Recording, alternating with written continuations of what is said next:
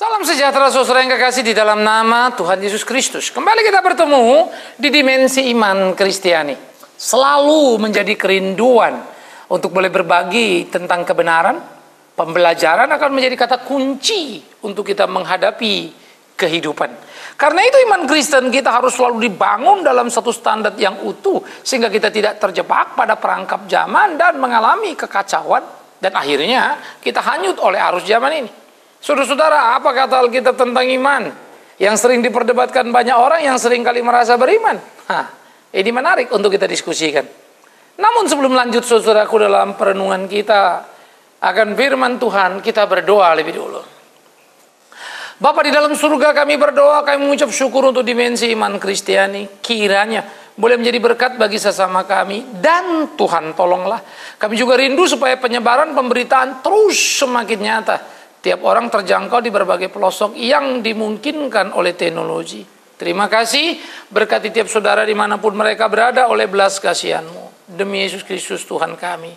Kami berdoa, kami bersyukur pada Bapa di dalam sorga. Amin. Saudaraku yang kekasih, di dalam surat Yakobus pasal yang kedua, Yakobus pasal 2. Ayat 14 kita akan membaca sampai ayat yang ke-17. Yakobus 2:14-17, demikian firman Tuhan. Apakah gunanya saudara-saudaraku jika seorang mengatakan bahwa ia mempunyai iman padahal ia tidak mempunyai perbuatan? Dapatkah iman itu menyelamatkan dia?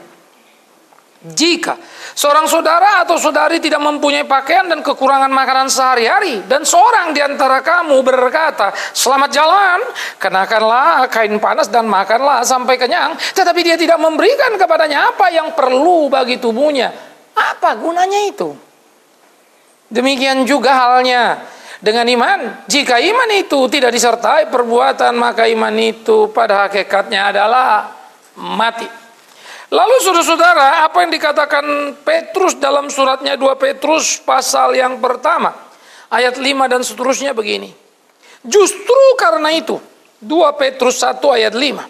Justru karena itu kamu harus dengan sungguh-sungguh berusaha untuk menambahkan kepada imanmu kebajikan, dan kepada kebajikan pengetahuan, dan kepada pengetahuan penguasaan diri, dan kepada penguasaan diri ketekunan, dan pada ketekunan kesalehan, dan pada kesalehan kasih akan saudara-saudara, dan kepada kasih akan saudara-saudara kasih akan semua orang. Menarik. Kalau kita membaca bagian ini saudara, dengan segera kita diajak untuk bertemu kepada iman yang harus mempunyai relasi konkret dengan tindakan dalam kehidupan kita. Iman tanpa perbuatan mati. Tetapi jangan salah mengerti dan berpikir dengan berbuat maka kita akan selamat. No, keselamatan bukan karena perbuatan, iman. Lah, kalau begitu apa pula ini? Bagaimana ini? Katanya iman tanpa perbuatan mati, tidak menyelamatkan. Nah, mari kita berpikir dengan jernih, saudara yang kekasih. Iman kita sudah pernah belajar bahwa bagaimana iman adalah sesuatu yang Tuhan berikan kepada kita untuk menolong kita bertumbuh dalam keimanan yang sejati, seperti apa yang digambarkan dalam Ibrani pasal yang ke-11. Iman menolong logika kita yang terbatas untuk memahami Allah yang tidak terbatas, sehingga kita mempunyai pemahaman yang kuat. Nah, benih iman adalah benih ilahi yang ditaruh pada diri. Bagaimana saya tahu saudara orang beriman apa tidak? Tentu saya tidak bisa pakai stetoskop, lalu misalnya mendengar detaknya kayak apa, atau kemudian memakai mikroskop untuk meneropong begitu ya. Iman itu ada apa tidak? Saya tidak bisa membedah saudara untuk menemukan itu. Benih iman, benih ilahi itu bukan seperti alat atau organ tubuh yang ada yang bisa dilihat dan dideteksi saudara. Bukan. Jadi saudara jangan salah paham. Nah, karena itu bagaimana saya bisa mengenalinya? Ini pertanyaan penting. Tetapi sebelum kita lanjut, kenapa sih Yakobus mesti mengkonfrontasi iman dan perbuatan? Dia memberi contoh yang luar biasa menarik saudara. Orang Kristen pada Kristen mula-mula diamati oleh Yakobus yang adalah saudara daripada Tuhan Yesus. Ia berkata ketika melihat bagaimana orang-orang Kristen ini getol untuk berbicara. Kebaktian KKR luar biasa. Kebaktian inilah itulah, dari mulai kebaktian kebangunan rohani sampai kebaktian penyembuhan ilahi. Kita pergi kemana-mana. Lalu berkata ini iman yang besar. Tetapi kemudian orang-orang Kristen yang selalu menyatakan itu ternyata tidak mendemonstrasikan cinta kasih yang utuh. Kata Yakobus begini, kau berkata kepada seorang saudaramu, selamat jalan, kenakanlah kain panas, makanlah sampai kenyang. Tetapi kau tidak memberikan kepadanya apa yang perlu bagi tubuhnya. Apa gunanya itu? Kau suruh dia pakai kain panas padahal dia tidak memakai karena dia tidak punya. Kau suruh dia makan sampai kenyang padahal dia tidak punya makanan. Kau khotbahkan cinta kasih tetapi tidak kau lakukan. Apa gunanya itu? Itu kata Paulus. Nah, kata Yakobus. Maka Yakobus ingin mengkritik orang Kristen mula-mula yang terlalu banyak bicara tetapi tidak melakukan. Orang Kristen yang selalu KKR, orang Kristen yang selalu kebaktian, kebangunan rohani maupun penyembuhan ilahi tetapi tidak melakukan apa yang menjadi kehendak Tuhan sebagai orang tidak berguna. Retorika khotbah itu soal gampang, sederhana itu. Tapi melakukan itu menjadi tuntutan dan gugatan terhadap kita. Saya berani berkata di dalam retorika khotbah, saya siap dipertandingkan dengan Mother Teresa. Saya pikir saya menang kalau bicara retorika khotbah. Tetapi ketika berbicara perbuatan bagaimana dia menyentuh orang-orang miskin di Kalkulta, saya terhenyak dan tertegun. Sangat mengagumkan. Ia seorang ibu yang membuat ras penghormatan muncul. Betapa luar biasanya yang dikerjakannya. Nah, saudara-saudaraku yang kekasih, tentu banyak hal saudara bisa berdebat di ruang itu. Tetapi saya ingin berkata apa yang dilakukannya menjadi menarik dalam hidup ini, bukan? Karena itu tidak bisa engkau berkata beriman tanpa engkau berbuat.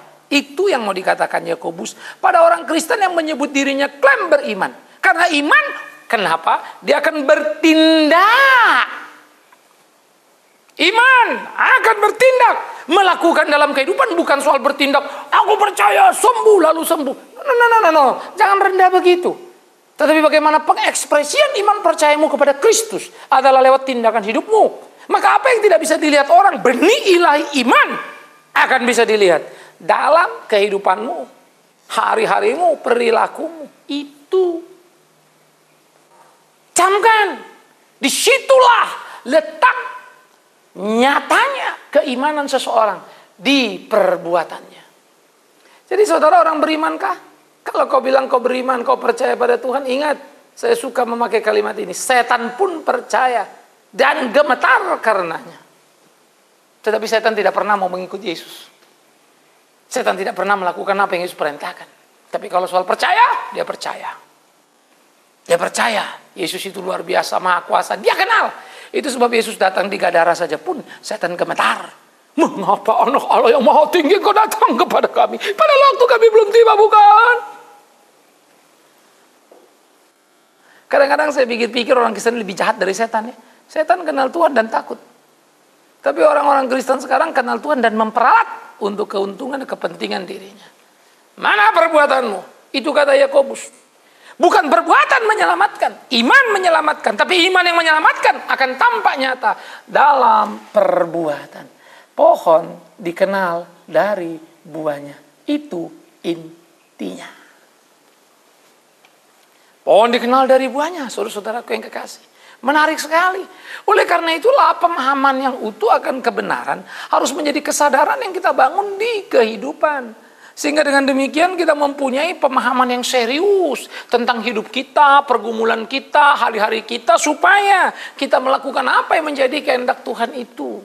Kita tidak menjadi salah dalam hidup kita. Tapi kita bisa dengan jeli mencermati apa yang menjadi kehendak Tuhan, berjalan di sana hidup untuk kemuliaan nama Tuhan. Saudara-saudaraku yang dikasihi oleh Tuhan Yesus Kristus, pertandingan di dalam kehidupan kepercayaan kita sebagai orang percaya menjadi penting dalam hari-hari kita. Oleh karena itulah, camkan, pikirkan apa yang kau lakukan dalam kehidupanmu. Iman harus disertai dengan perbuatan. Perbuatan akan menceritakan bahwa kau punya iman. Orang berbuat belum tentu beriman, bukan? Artinya belum tentu dia beriman kepada Kristus. Dia berbuat dengan kepercayaan bahwa perbuatannya bisa mendatangkan rezeki. Bisa saja. Itu satu bagian. Yang kedua, orang beriman bisa saja melakukannya dengan argumentasi yang berbeda satu dengan yang orang berbuat. Bisa melakukan dengan argumentasi yang berbeda satu dengan lainnya. Bisa saja. Jadi, tidak perbuatan saja yang bisa berdiri sendiri lalu kita anggap itu menjadi tindakan yang hebat. Bukan. Tetapi sama dengan perbuatan tidak bisa berdiri sendiri, begitu juga iman tidak bisa berdiri sendiri. Saya beriman berarti saya kenal Tuhan, saya dekat Tuhan, saya disayang Tuhan. No, kau yang ngomong itu. Silakan bangunkan keyakinanmu itu. Ingat, setan pun percaya Tuhan ada, bukan cuma kita.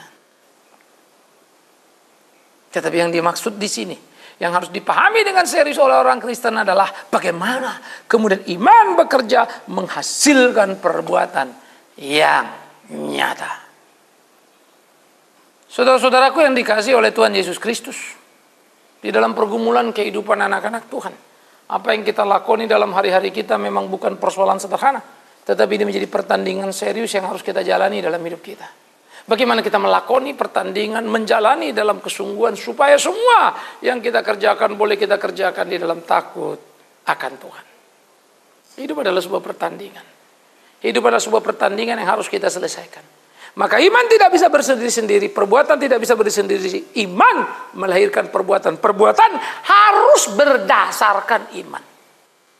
Jangan bersembunyi dalam imanmu, dalam statementmu yang hebat, tetapi tidak terlihat perbuatanmu. Engkau pengecut. Orang Kristen harus keluar. Jadi tidak cukup berkhotbah cinta kasih lah, tapi tidak berbuat apa-apa. Oh Tuhan berkati saya penuh dengan kekayaan, tetapi kau kaya pada dirimu sendiri. Di mana perbuatanmu yang bijak itu? Kau doakan orang sakit sembuh. Di mana kau berbagi-bagi harta dan rezekimu? Karena kalau orang sakit sembuh bukan kau yang memberi itu, Tuhan yang menyembuhkan orang itu. Tapi kau punya harta yang Tuhan beri dan kau bagikan pada orang lain. Itu perbuatan yang konkret. Kau pergi mencari jiwa yang terhilang, yang tersisihkan, jiwa yang ternoda, yang terluka. Pergikah engkau? Saudaraku, dalam pergulatan keimanan saya sebagai seorang percaya, saya bertanya kepada Tuhan, apa yang harus kulakukan dalam hidupku? Berkhotbahku sudah. Tapi ada pertanyaan yang sangat serius, oke, saya berkhotbah. Tetapi apakah aku memberikan hidupku untuk Tuhanku dan melayani Dia? Itu pertanyaan serius. Dan saya menemukan diri saya tidak melakukan apa yang menjadi kehendak Tuhan. Kalau saya cuma berkhotbah, saya cuma menyenangkan diri saya saja. Satu waktu saya berkhotbah dalam kejujuran, tapi lain waktu saya berkhotbah dengan motivasi tersendiri. Apalagi kalau khotbah itu mulai diwarnai oleh nilai-nilai rupiah, menjadi sangat menyenangkan, bukan? Siapa yang tidak mau? Karena ada angka di sana. Karena itu saya perlu jujur pada motivasi saya. Melihat diri saya. Saya bisa menyatakan Yesus Tuhan hebat, luar biasa. Lebih dari apa yang diucapkan banyak orang pun saya mampu. Karena saya punya kapasitas retorika yang memadai untuk mengungkapkan itu. Tapi itu jelas bukan. Maka makin banyak yang kukatakan, akan makin banyak gugatan. Apakah aku lakukan dalam kehidupan? Itu pertanyaan seriusnya. Kalau tidak, buat apa? Jadi saudara-saudaraku yang kekasih, hidup kita menjadi pergumulan serius yang harus kita lakoni. Bagaimana bertanding dalam kehidupan itu dan kemudian bagaimana melakukan kehendak Tuhan itu yang menjadi penting dalam hari-hari kita. Akhirnya itu membuat saya kemudian sangat tergerak dan terbeban. Mengikuti apa yang Tuhan taruh dalam batin untuk kemudian menggarap sekolah di pedesaan. Sangat merepotkan, sangat melelahkan dan sangat menghabiskan banyak uang. Kita kerjakan karena ingin menolong banyak orang desa yang saudara seiman supaya bisa bangkit dalam pendidikan. Kita lakukan dan puji Tuhan. Makin banyak tertolong. Tetapi makin banyak tertolong, makin besar pula biaya. Capek ya? Iya. Tapi kita tidak mungkin melepas, tidak mungkin lari karena ini pendidikan. Kita seakan-akan terjepit di sana.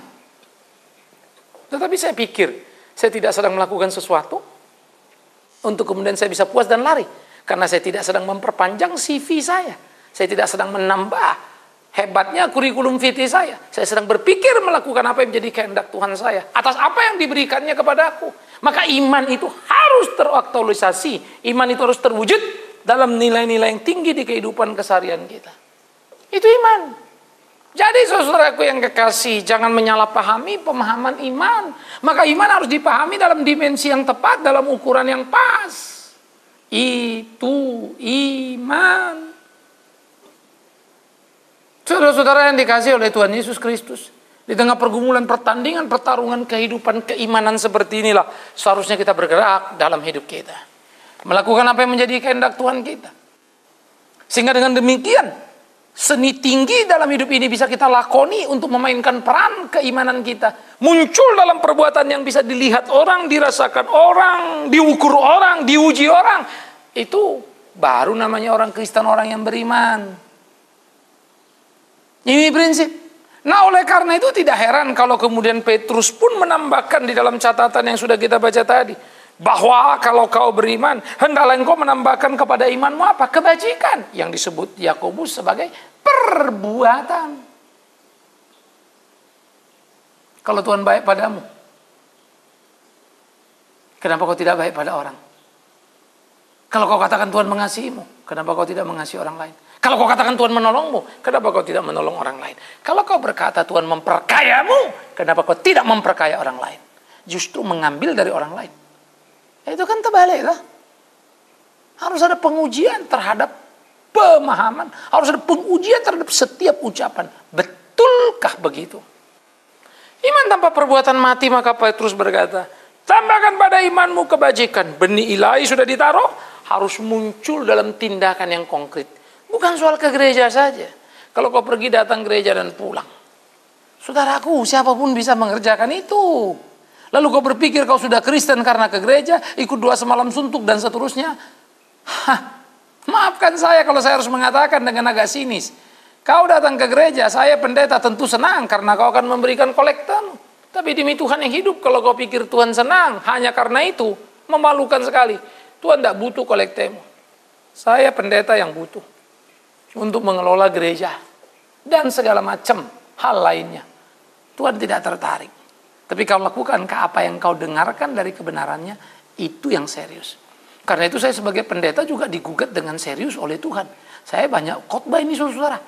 Saya percaya betul Tuhan tidak suka kalau saya berkhotbah hanya ngoceh-ngoceh, ngomong-ngomong, tidak melakukan. Itu sebab ketika dia menggoncang batinku dan mendorong aku mendirikan sekolah di pedesaan, aku taat. Yes, God. Pelayanan yang kita lakukan seperti media begini, ini pelayanan keluar uang. Kita bukan dapat uang. Kita mesti memikirkan biaya produksi, memikirkan ini dan itu. Capek sebetulnya. Belum lagi, saya mesti memikirkan apa yang saya sampaikan. Dan saya tidak mau mendaur ulang khotbah. Risikonya, belajar lagi. Capek, saudara. Hah? Kalau saya boleh memilih, mendingan duduk santai lah. Kan begitu toh? Tapi demi kemurnian batin saya harus lakukan. Tapi saya juga mesti menguji lagi hati saya. Jangan-jangan saya lakukan ini sebagai perbuatan dari hasil iman. Tapi sebetulnya saya syuting, saya masuk TV karena mau populer. Bisa nggak? Bisa sekali. Iya kan? Dengan syuting saya, khotbah di sana sini kan jadi populer toh. Kalau kemudian saya berharap supaya orang kenal saya, ikut saya, atau kemudian undang saya. Murahan sekali saya bukan? Tapi bisa terjadi. Bisa. Jadi saya mesti uji lagi. Maka perbuatan saya harus mengalami pengujian. Tambahkan pada imanmu kebajikan, dan tambahkan pada kebajikan pengetahuan.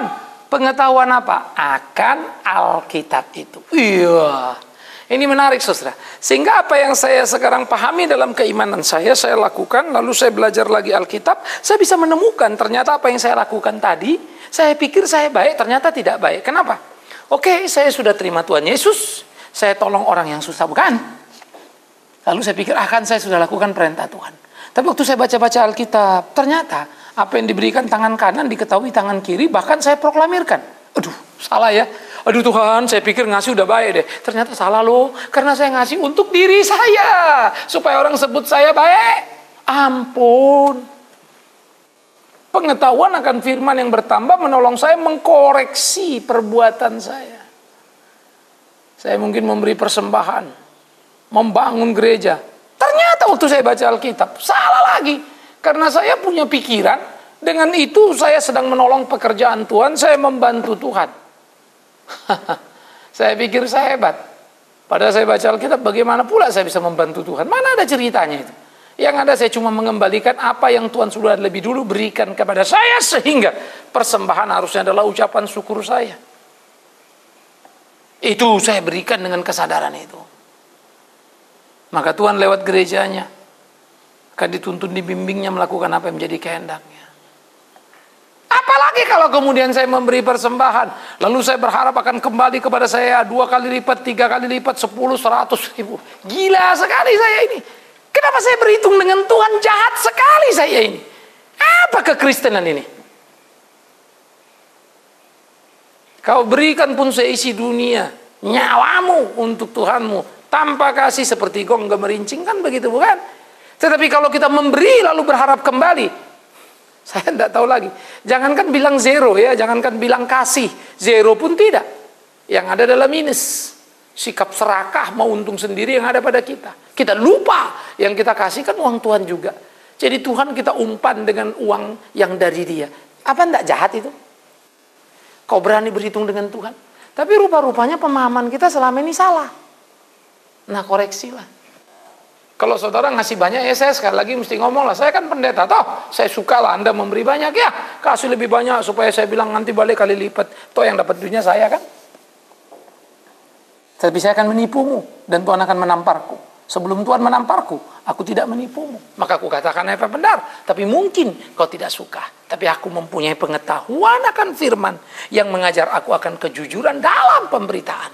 Maka akan kukatakan apa yang harus kukatakan, lepas dari engkau suka apa tidak. Saya tidak akan mengiming-iming saudara. Kasih gini nanti dapat gini, gini langsung beres, gini. Bagi saya itu penipuan. Khotbah bukan iklan. Khotbah bukan promosi. Khotbah bukan barang obralan yang diobral ke sana kemari. Yesus berkata, kalau kamu ikut aku, mau sangkal dirimu, pikul salibmu, dan ikut aku. Dia tidak bilang, mau ikut aku, ayo sini nanti semua beres. Enggak ada. Ayo ikut aku, nanti kau yang sakit sembuh, yang miskin kau jadi kaya. Ayo ikut aku, nanti semua kamu dapat. Enggak ada. Setan iya. Sembah aku, katanya kepada Yesus. Kuberikan kepadamu seluruh dunia. Tapi Yesus berkata, enyalah setan. Hanya kepada Allah saja kita harus menyembah. Haleluya. Puji Tuhan. Hebat ya. Hah? Setan selalu mengiming-iming dan menawarkan harta. Yesus tidak. Tapi dia menuntut. Kalau Tuhan mau membuat kita kaya, urusan kecil. Tapi itu bukan tujuan kita. Sampingkan itu. Biar itu bonus atas kerja keras kita. Saya suka berkata, saya tidak perlu munafik. Saya bukan orang miskin. Saya punya rumah pribadi. Saya punya mobil pribadi. Cukup memadai. Walaupun dibandingkan banyak orang lain, misalnya bahkan katakanlah pemimpin agama lain, mungkin saya terlalu jauh di bawah. Tetapi saya juga tidak sedang berkompetisi dalam hidup ini untuk menjadi ada di atas. Maafkan saya. Saya hanya berpikir apa yang Tuhan berikan padaku dan apa yang sudah kulakukan menyenangkan hatinya. Itu pertanggungjawaban imanku. Itulah hubungan iman dengan sikap hidup dan perbuatan yang harus konkret dalam kehidupan. Jadi iman harus mengikuti tindakan, kebajikan. Tetapi kebajikan harus diikuti dengan pengetahuan akan Alkitab. Sehingga terjadi koreksi demi koreksi terhadap keimanan kita. Cobalah lihat Rasul. Rasul itu kan hebat sekali. Apa yang gak mereka lakukan? Jangankan harta, tenaga, waktu, nyawa pun mereka kasih. Babak belur mereka melayani Tuhan. Tapi apa yang didapatkan Paulus? Hebat ya. Duri. Sakit yang luar biasa. Paulus tidak dapat fasilitas. Paulus tidak dapat kereta kuda. Mestinya kereta kuda kalau ukuran sekarang kan nggak dapat tuh. Yang dapat bukan rumah mewah malah penjara. Yang dapat bukan kereta kuda malah sakit dan masalah. Paulus hebat, mengagumkan. Kadang saya berpikir kalau saya mengalami yang dialami Paulus, ya Tuhan kuat nggak ya? Waduh, ada kegentaran saudaraku. Tapi saya harus terus berdoa supaya Tuhan kuatkan saya. Kalau apapun dia mau, mampukan aku. Dan aku percaya. Tidak akan ada sesuatu datang padaku melebihi batas kekuatanku. Kalau aku tidak berdaya dan kemudian kalah, aku tahu. Aku yang salah. Maka aku harus memperbaiki hidup semangatku, hari-hariku. Menjalankan apa yang Tuhanku mau. Hiduplah dalam kesungguhan seperti itu. Lakukan apa yang Tuhan mau dalam hidupmu. Dan jangan kemudian kau terjebak pada perangkap salah di dalam hari-harimu melakukan yang tidak bijak. Sehingga engkau mendukakan hati Tuhan. Iman tanpa perbuatan mati. Perbuatan harus diuji dengan pengetahuan akan kebenaran firman Tuhan. Petrus akan memberikan tahapan-tahapan berikutnya. Tingkatan-tingkatan, tetapi saya berhenti sampai di sini. Satu waktu kita akan juga membahas itu. Sehingga kita memperhatikan secara keseluruhan apa di dalam gambaran tingkatan itu. Kita akan memikirkan secara utuh. Maka kita kembali lagi saudara, Pada waktu dikatakan di dalam itu ditambahkanlah kepada imanmu kebajikan dan kepada kebajikan pengetahuan. Pengetahuan ini akan kita perluas lagi nanti. Tetapi dia menjadi alat uji, alat kontrol terhadap apa yang kita sebut sebagai sebuah perbuatan. Sehingga kita sadar berbuat karena apa kita? Betul-betul karena iman atau kesombongan? Berbuat karena apa kita? Jangan-jangan kita berbuat, kita pikir benar, ternyata kita berhitung dan salah. Iya dong? Kalau kita belajarkan malu atuh, memberi pada Tuhan kok berhitung. Tapi selama ini saya dengarnya begitu, Pak. Oke, you dengar salah. Tapi karena kamu baca Alkitab lalu kamu temukan, jadinya jadi kamu malu. Gak boleh gitu dong. Iya, memang gak boleh. Saya belajar.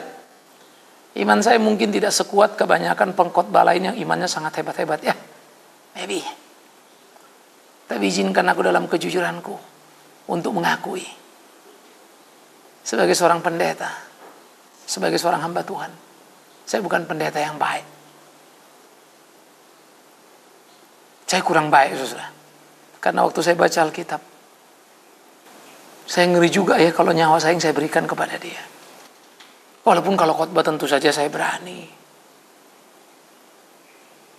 Tapi boro-boro kan kalau kita bilang, nyawa aku berikan pada Tuhan. Padahal melayani Tuhan yang kita cari uang melulu. Bagaimana bisa itu? Karena itulah saya katakan tadi, saya berusaha melakukan sebaik-baiknya. Apa yang bisa? Tetapi pada titik-titik tertentu saya sadar betul, kurang. Saya terus belajar menjadi suami yang baik, saya terus belajar menjadi ayah yang baik. Tidak mudah. Kadang jengkel, marah, kesal.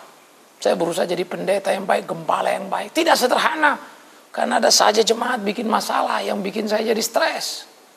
Tetapi ternyata ketika saya lihat hidup, saya pun bisa bikin orang lain stres dalam hidup ini. Siapa saya? Mau menepuk dada hebat? Itu sebab saya katakan, mungkin iman saya tidak sehebat yang lain-lainnya. Yes. Kalau perbuatan aku tidak suka mendiskusikannya, tapi aku lebih suka berkata, silakan lihat dan cari tahu apa yang kulakukan. Semoga kau tidak menemukan bahwa hidupku untuk menguntungkan diriku. Dan bahwa gaya hidupku, gaya hidup yang super mewah. Semoga itu jauh dari aku. Kalaupun aku makin terkenal, itu bukan mimpiku dan bukan tujuanku.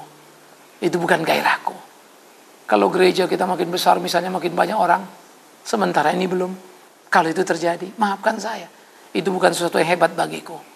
Tapi yang aku rindu. Akankah dari hidupku lahir orang-orang yang cinta Tuhan, yang takut Tuhan, yang melayani Tuhan? Yes, aku rindu. Akankah dari hidupku orang mengenal Tuhan dan melayani dengan gairah yang luar biasa?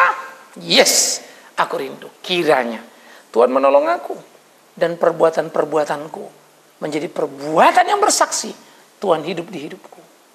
Selamat menemukan imanmu yang sejati. Selamat menemukan perbuatan yang utuh. Bertanding untuk kemuliaan Tuhan kita. Tuhan memberkati saudara. Tuhan menyertai saudara.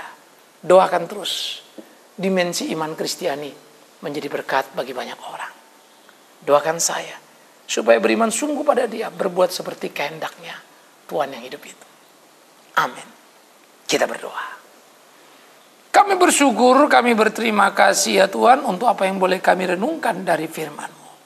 Kau beri kami pencerahan, kekuatan supaya kami makin mengerti dan melakukan. Karena kami tidak mau hanya menjadi orang yang berbicara tapi tak mewujudkannya. Tuhan, kami serahkan segenap hidup kami, tuntun pimpin dalam kasih-Mu. Dahului kami dalam bertindak, berbuat, berpikir, melakukan segala perkara. Supaya di dalamnya Tuhan dipermuliakan. Demi Yesus Kristus Tuhan kami yang hidup. Kami bersyukur, berterima kasih kepada Bapa di dalam surga. Yang telah memberi kami bina iman. Memampukan kami dalam berbuat. Sehingga kami bisa mengukur diri kami. Kristenkah kami, orang berimankah kami. Lewat perbuatan kami. Tolong kami, jujur hati di hadapan-Mu. Terpujilah Engkau Tuhan kami. Di dalam nama Yesus Kristus kami berdoa. Amin.